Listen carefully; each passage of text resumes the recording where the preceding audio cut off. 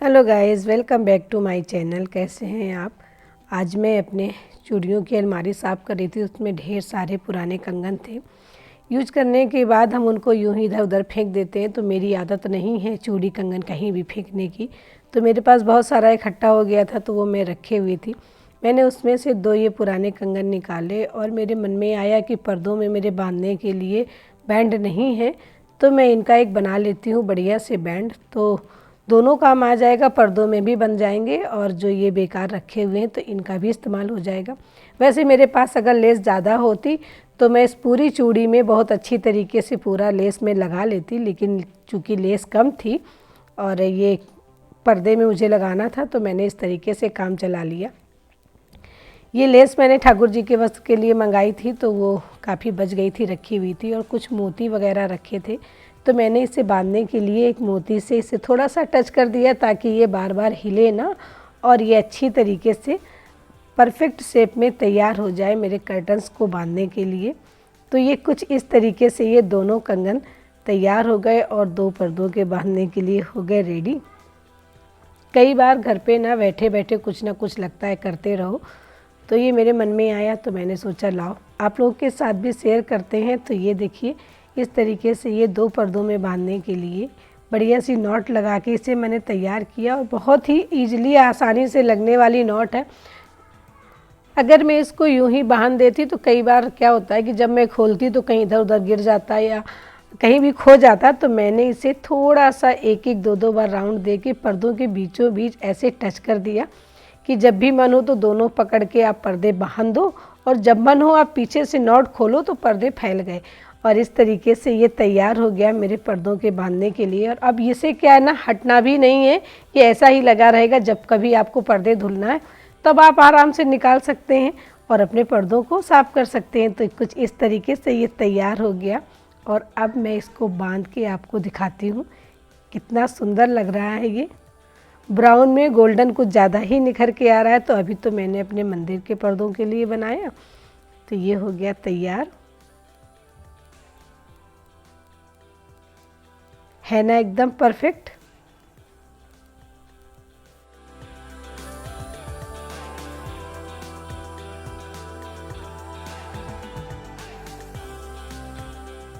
बनाते समय कई बार दाल चावल जो भी आप बना रहे कुकर में, अगर पानी थोड़ा सा ज़्यादा हो गया तो इस तरीके से ढक्कन में बाहर आ जाता है, फिर आपकी गैस भी गंदी करता है, साथ में कुकर तो ख़राब होता ही होता है।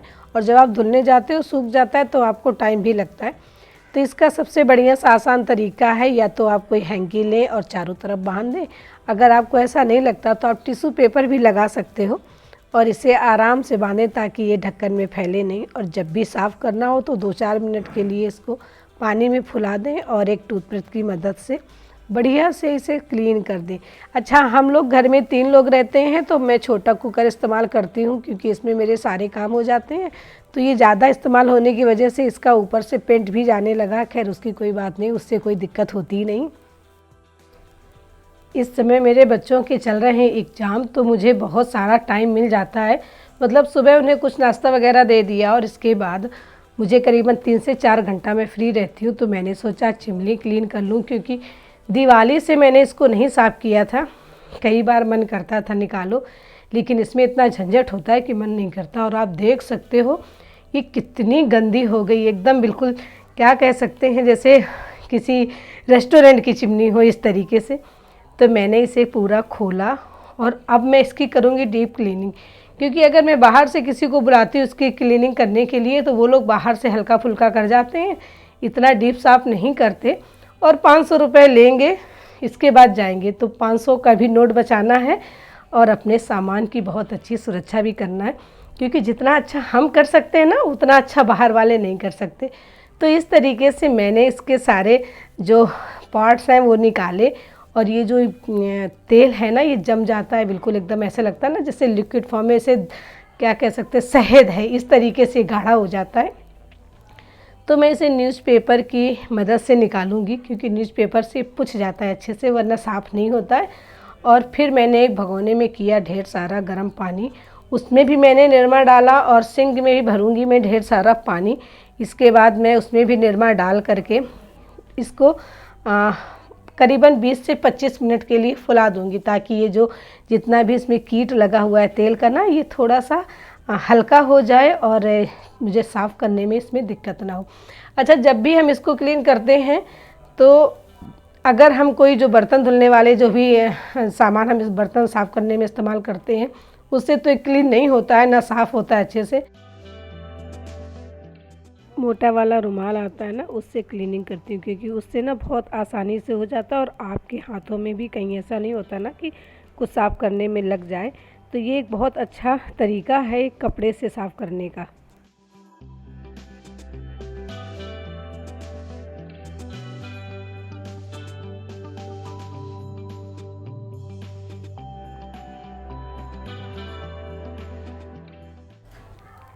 खैर, इस तरीके से मैं अपनी ये चिमनी क्लीन करूँगी और आप देख सकते हो कितना सारा गंदा पानी है। तो ऐसे हाथ लगा लगा के मैं इसे साफ़ करती हूँ जहाँ तक मेरा हाथ जाता है। मिक्सी है, वॉशिंग मशीन है, एसी है, ये सारी सर्विसिंग मैं घर पे ही करती हूँ। कई बार बच्चों की मदद ले लेती हूँ, पर ये इतना चिकटा हुआ है, इतना गंदा हो जाता है कि इसमें मेरे बच्चे मदद नहीं करते हैं। बाकी एसी वगैरह की सर्विस करने बच्चे मेरी मदद कर देते हैं। तो कुछ इस तरीके से धीरे धीरे आहिस्ता आहिस्ता मैं अपने चिमनी को करूँ क्लीन। आपके पास भी चिमनी हो ना, तो ऐसे ही कर लिया करिए, 500 भी बचाया करिए और काम भी अच्छा किया करिए। तो देखो, आप देख सकते हो ये कितना साफ़ हो गई, एकदम चमकने लगी ना। और नहीं लग रहा था उस समय कि ये मुझसे साफ़ हो पाएगी। कहीं किनारे में अगर कुछ छूटा है तो आप समझ लो मेरा हाथ नहीं वहाँ पहुँच रहा है, इस वजह से ये छूटा हुआ है। सो गाइज़, ये मेरी चिमनी हो गई एकदम क्लीन, बढ़िया, फर्स्ट क्लास।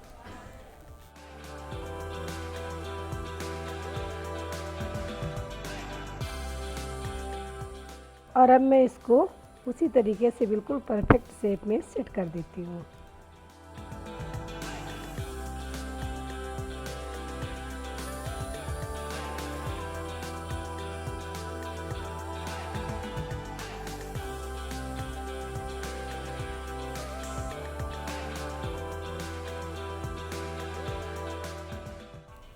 तो कुछ इस तरीके से मैंने इसकी क्लीनिंग की और अब मैं इसको बढ़िया से सेट कर दूंगी।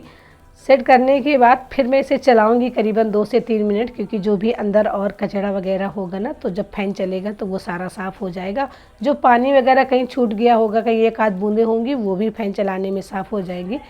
तो ये सेट हो गई मेरी चिमनी। और अब मेरे बच्चों के आने का हो रहा है टाइम, तो मैं फटाफट बनाती हूँ मैंगो शेक, ताकि मैं अपने बच्चों को मैंगो शेक दे पाऊँ, तो उन्हें भी अच्छा लगे। क्योंकि बच्चे जब एग्ज़ाम दे के आते हैं ना, या बाहर से कहीं से भी आते हैं, तो उनको कुछ खाने पीने को मिल जाता है तो वो एकदम खुश हो जाते हैं।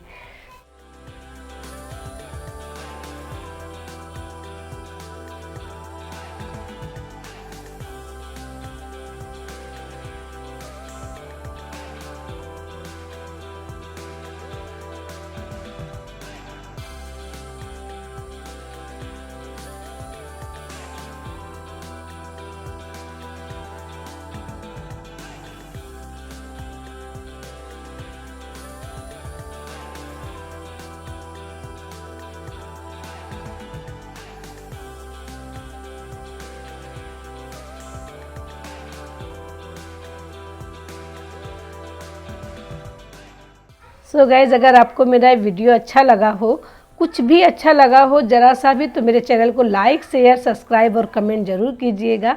मिलती हूँ फिर किसी और वीडियो में, तब तक के लिए bye bye and take care. और अब मैं जा रही हूँ अपने बच्चों को आइस डाल करके मैंगो शेक देने।